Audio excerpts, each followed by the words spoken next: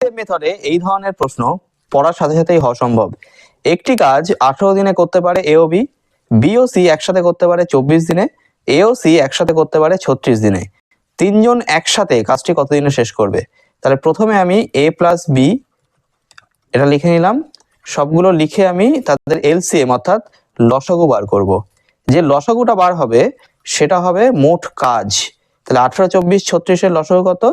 72। তাহলে 72 যেটা হলো সেটা কি? সেটা হচ্ছে মোট কাজ, অর্থাৎ 72 ইউনিট কাজ সর্বমোট এই কাজটা করার জন্য সম্পন্ন করতে হয়।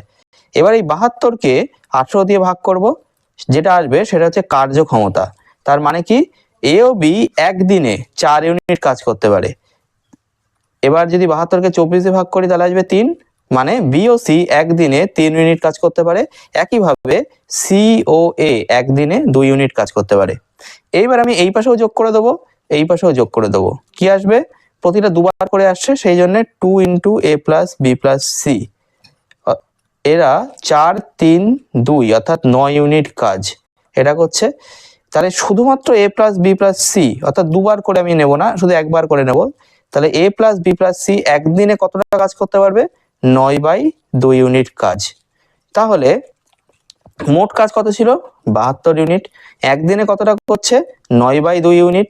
তাহলে তিনজন যখন একসাথে কাজটা করবে তাদের কাজটা করতে কতদিন সময় নেবে?